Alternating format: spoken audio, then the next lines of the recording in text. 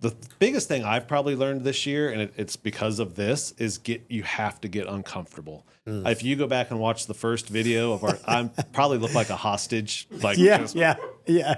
Hello, my name is Dale. And now I really enjoy them. I look forward to them.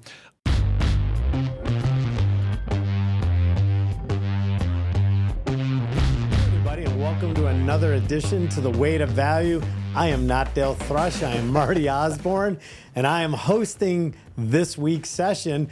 I am here with my partner and good friend, Dale Thrush. It's fun being in the co-pilot seat this week. A little uncomfortable. My S is feeling a little you don't out know of sorts. you don't know what's coming at No, you, do you? I don't. I'm not prepared. This is my joy. I get to be high D, just let it wing. Doesn't have any order to it. But we were just having a conversation, and we've crossed the 50 episode mark, which is a little crazy in terms of what we've been doing. Yeah, I never thought I would have 50 videos on the internet in my lifetime, let alone in the last year. It's not even counting reels, so we're probably at 4 million views and so forth. But no, it's exciting that we've been able to do this, and we talk about consistency, about showing up each and every day. And what's been fun is we've also crossed the year anniversary at By Design, and we've gotten to talk to a lot of people. And I thought in this episode, I would ask you, what are some of the key learnings that you found now that you've been talking to business owners, you've been talking business, you've been talking entrepreneurship and leadership and all other kinds of ship? What are you learning? What are you finding out? So, no, great question. And it's a lot. I guess I'll start personally first, and then I'll get into what we're seeing as we go around and do all that. The biggest thing I've probably learned this year, and it's because of this, is you have to get uncomfortable. If you go back and watch the first video of I probably look like a hostage. Like, yeah. Hello, my name is Dale. And now I really enjoy them. I look forward to them. I still don't necessarily love promoting them, but I noticed you don't have your laptop in front of you anymore. I know. Right? I've gone from a laptop to a notebook to just little Post-it notes, because if I think of a question or something I want to say, I have to write it down. So I think the first one is just everyone get uncomfortable. Like if whatever you're doing doesn't make you uncomfortable, that's probably a mistake number one right there, right? Yeah. Go get uncomfortable. But I kind of put the challenges and mistakes that we're seeing over the last year into three big buckets. It's usually a strategic alignment, something around focus, which, again, our company's called By Design, so we probably focus on that a little too much, and then execution. And I think those are where the three big mistakes happen. There's a lot of factors within what causes those mistakes within each of those buckets, but to me, those are the three big buckets I'm seeing with clients, and how we try to help them work through it is gaining strategic alignment throughout your organization. Again, the podcast is called The Way to Value. You need to know where you are, where you're going, and then that roadmap to get there. Focus is just laser focused on whatever you're trying to accomplish versus chasing every shiny object. And then, we talked about it, GSD, execution, getting stuff done. Yeah. I love the three, because as we've always said, we love simplicity. We love the power of three. And if you think about, again, back to the process, the way to value always starts with where are you? And it's interesting with people, and as you say strategically, where are you in the organization? What are you doing? Then the question is, where do you want to go? And then the last one is, okay, now we can tell you how to get there. But it's funny is people always want to start with, well, how do I get there? Yep. Yeah. So you want to talk about that? Yeah. And on our website, a lot of times you'll see we help companies uncover what's next. That's and that's what that is, right? They kind of know where they are. We can ask them for their financials, and it gives you a pretty good snapshot of where they are. But what's next? Do you want to grow? Do you want to grow to a certain revenue, a certain profitability? Are you selling? Are you staying? Are you a lifestyle business? And it's one of the mistakes is, and it's hard, and I'm sure you'll talk to this, is figuring out what you want and what is next, right? If somebody just says, hey, Marty, what's next? Yeah. You may know, you may not. But as an organization, you should at least have that goal, right? Like, I think one of the greatest stories, and I want you to tell it because I'll butcher it, is the Advoco story of maybe pre-goals and post-goals. Yeah. Well, it's funny. I talk a lot this in my book, and we were talking about different leaders and you've asked for goals, and they kind of look at you like, I really don't know what's next. I'm just happy we're making money. Yep.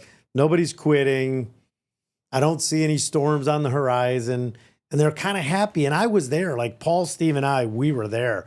We were happy, but we weren't really exceeding. We were probably $4 million in revenue as a consulting, and it was fine. But then I went to what's called Entree Leadership Master Series. And there you learn about mission, vision, values. I learned the DISC profile, hiring, firing, uncomfortable conversations, all the stuff about running a business. I got so fired up. I literally came back and said I became a born again businessman. I was like, I wanted to stand on a table and shout it out. In the next 3 years, we are gonna double our revenue. Like there was no doubt in my mind, because I knew once I had a process and I had a coach telling me what to do, there was nothing that was going to stop us. And if you think about it, this was 2016. By 2019, we hit like 15 million. So we didn't double our revenue. We tripled our revenue when we became intentional. And what that checks the first two boxes, right? You picked your goal. We're going to double in 3 years. That to me is your strategic alignment, right? Mm-hmm. And I remember I came on board in 17, so just right after that, and that was the rallying cry almost every year. I think it was 20 million by 2020. Yeah, we had hats, and you did that. That's 5x from if we were 4, yeah, right? And I would say you were making those hats in 2017. Yeah. So, our strategic alignment was 20 million by 2020, and then that led to the next one. So that focuses us, right? Yeah. As a core team, as an operating board, we started to make every decision based around how do we get to 20 million by how many people is that going to take over the next 3 years? How many clients? How many average deals? What does our bill rates need to be? So you can see how if you don't have that first block of strategic alignment, you really can't be focused. Right. Well, I think you're hitting on something, and I always like to say sometimes business isn't logical, but it still is math. It still says, let's work in reverse. So if we have whatever revenue target it was, I would write it down and then I'd say, how much is going to be like new business? How much is land and expand? We created something called support or PI, which was post-implementation. And then it was just working backwards. Mm-hmm. It was, we knew our bill rate, we knew monthly, and then it was just figuring out. And then those became, what do we got to do? If we got to add 10 new clients, what activities were we going to do? What people did we need? If we were going to bill so many, what did that require? And again, strategic alignment to me is you set that goal, right? You, Marty, and Steve, 20 million. And then every department business unit knew their goal. So as an HR person, again, work backwards. That much revenue at this bill rate means we got to bill this many hours, which is this many employees. Mm-hmm. So that became my focus as the HR person is, all right, I have to hire 10 people this year, or whatever it happens to be. We had delivery teams, and we kind of knew, hey, if we took 20, we had 4 delivery teams, I think. Mm-hmm. So we knew actually 5. 5. So we knew across the board it was about 4 million a team, and we always knew one would kind of be high and one low. But overall, they had to kind of focus on how are they going to generate 4 million, right?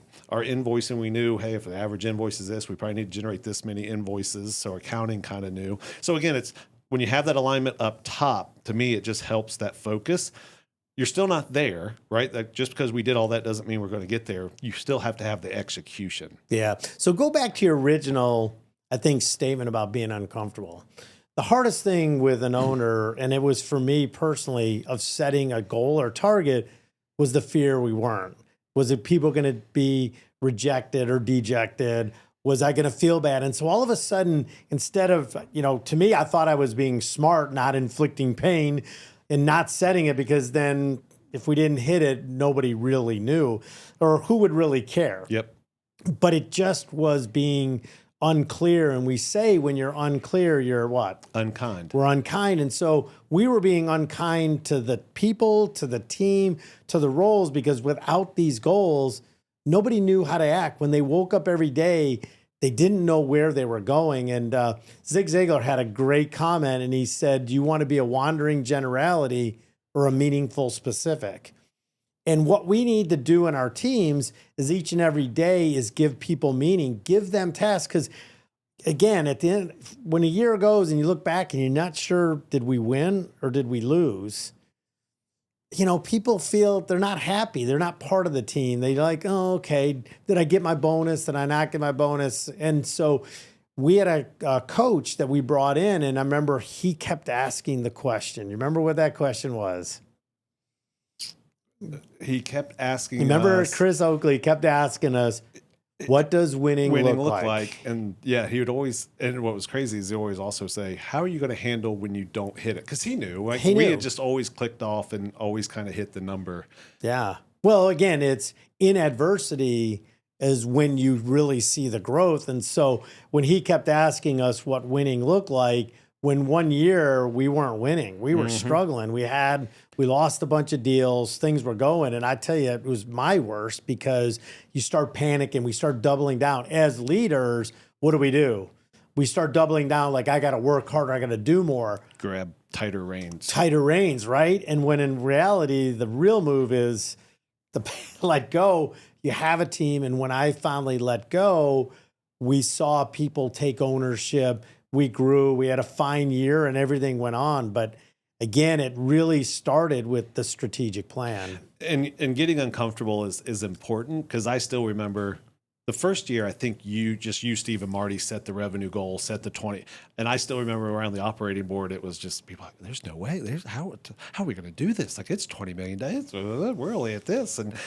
But at the end of the day, when you start to break it down, how are we going to do it, laying out the plan, people want to know. People want to play the game to win. Right. Herm Edwards, you play to win the game. Yeah. And when you don't give them a goal or something to shoot at, to me, you lose your engagement, you lose the drive because what are we doing? Right. Are we just showing up for a paycheck? That's the worst thing. If you have a bunch of people just showing up for a paycheck, so you have to give them something. It doesn't mean Avoca was very good at this. The 1 year we missed, we always went, if we hit it, we got to go to the Caribbean. We ate steak.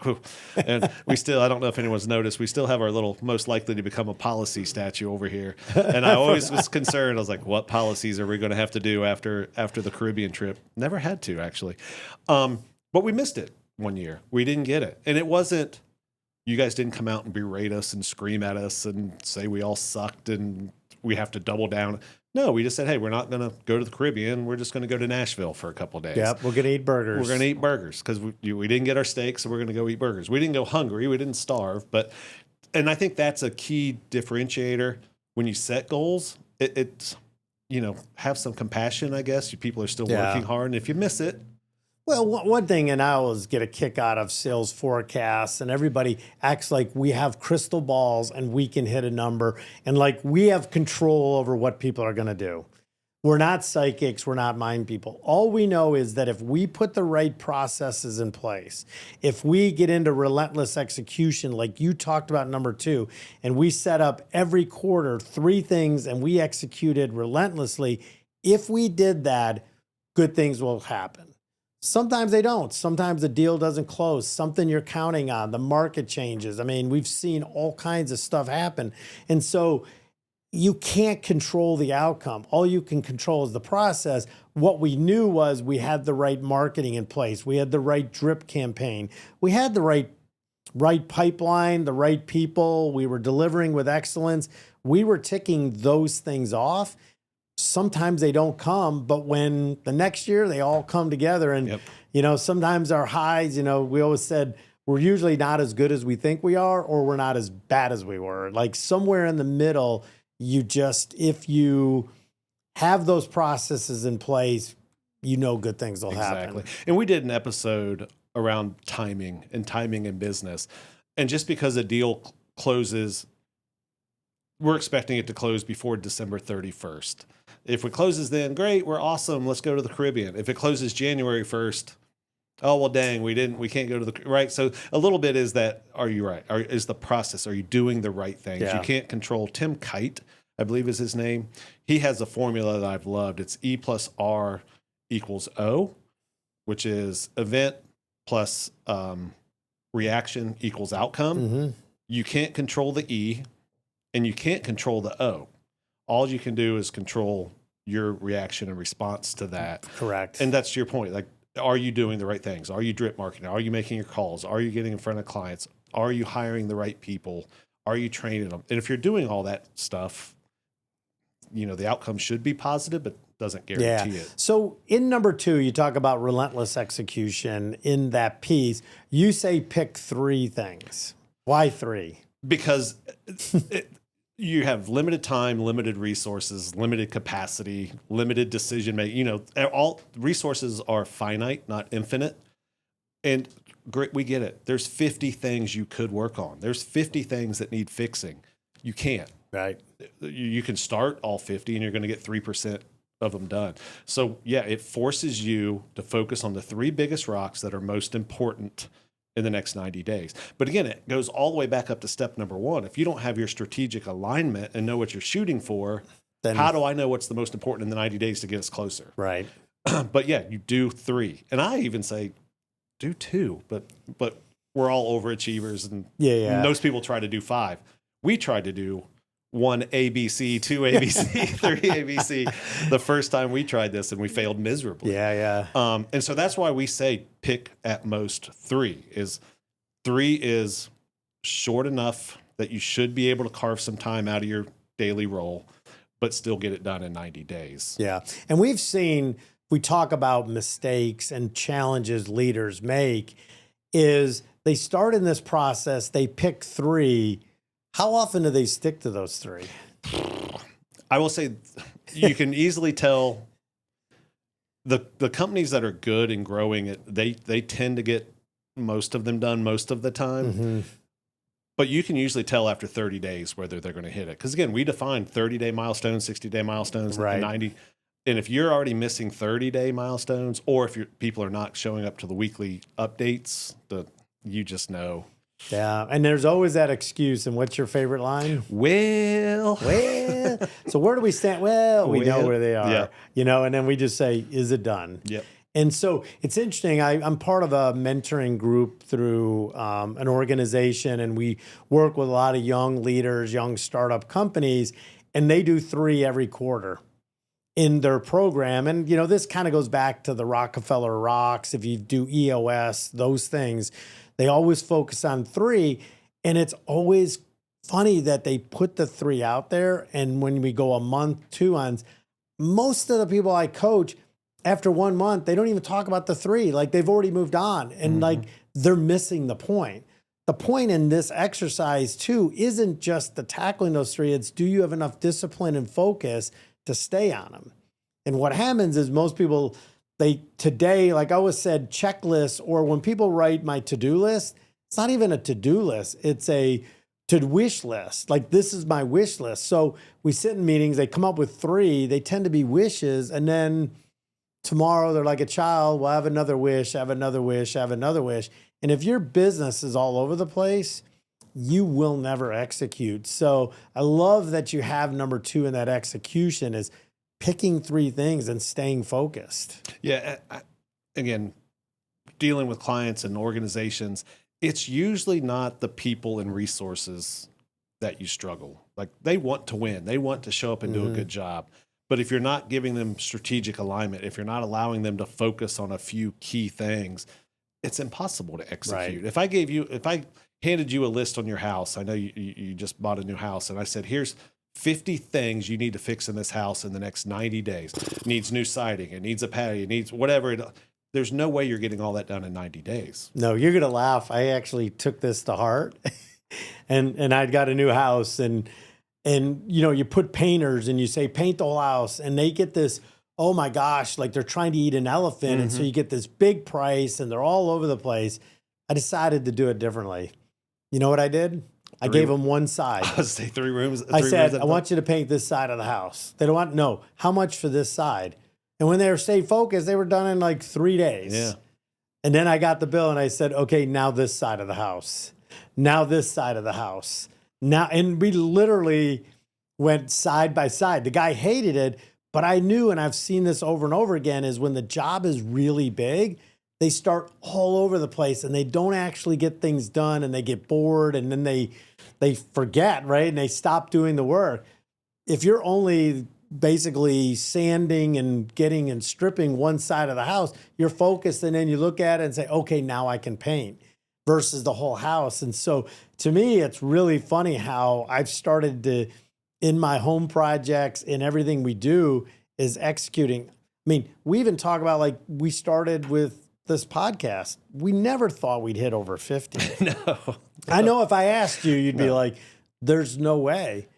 But you knew if we just stayed focused in the moment on this is what we want to do, then you just keep executing. Yeah, if you would have handed me a list a year ago and said, here's the 50 topics we need to make videos for over the next year, they wouldn't have got done. They wouldn't have got done. So again, any other things? You got the 3 things that you said, strategic, you said focus, like execution, and it's strategic alignment, focus, and execution. And what I tell everybody is this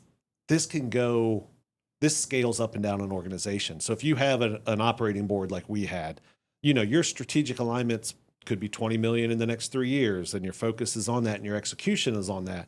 But let's say that funnels all, and you're just leading a 3-person sales team. This still works. Still applies. Your strategic alignment should be tied up to the big goal, right? But then your focus and execution is now you're breaking down, okay, in sales, we need to do these 3 things in the next 90 days to make sure we hit our whatever that goal is. And then you execute it. If you're in HR, all right, here's the goal. That's our alignment. Our focus is on hiring 5 people. Now let's go execute. And here's the plan, how we're going to execute, right? We're going to have job fairs. We're going to do recruiting events. We're going to blah, blah, blah. You're in training. Okay, I know I've got 10 people coming in. So the next 90 days, I need to prepare my content. So it scales all the way up and down organizations, but it's the same framework, which again will lead you to be strategically aligned even deeper into your organization. Right. So this is not just a top level, well, I'm just a middle manager, I'm just a tier 1 manager. No, you can use this on your team. Yeah. So we always start with one thing first, and what is that? We always start every gig with assessments, right? But what do we find out? Like, as we give those assessments, what do we typically see?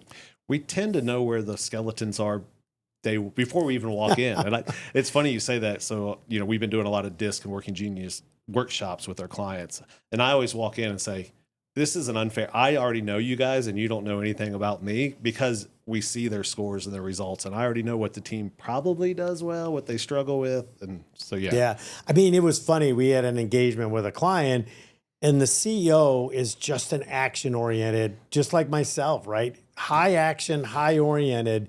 Yet when he gets frustrated because the team doesn't move at his speed, and we knew that without even knowing his team based upon it, but also his team had to execute. Like, you're running these businesses, you need to execute. So in theory, you have the right team. Sometimes you don't like it because they're not doing what you want to do, when in actuality, that's the team you need to execute. And so we need to understand that. So it really, I think we found out in the weight of value and getting to know where are you and how you do these 3 things is these assessments. Like, I still am shocked how many people aren't, doing these. And I think it goes back to your original. It's uncomfortable. Sometimes testing people is uncomfortable and they don't know what to do because they don't know what it means. But once they start uncovering this, like, I can't even imagine hiring a person without doing this. And, in our kickoff deck that we show folks, first meeting we have with them, I talk about these 3 things: strategic alignment, focus, execution. And then the very next slide is, that's why we do DISC and Working Genius, because it's the foundational piece to help us with these other 3, right? Like, if we know they're Working Genius, we know who can help us with strategy. We know who can help us with focus. We know who's good at execution. Yeah. And you start to put those people in a better position to succeed.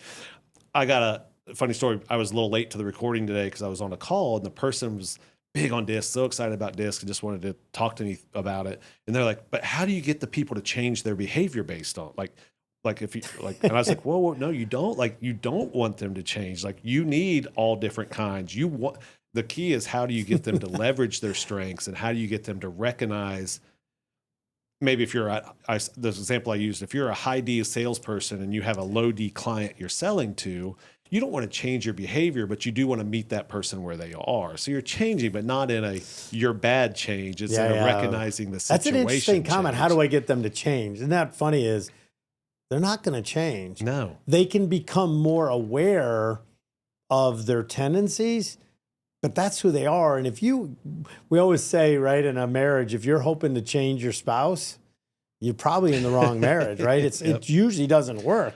If we're in a relationship in our company, which we are, and our goal is to change people, we can. What we need to do is understand and build the team. And sometimes we have a team, just like playing poker, and we always talk about it, is sometimes that hand is not the right hand.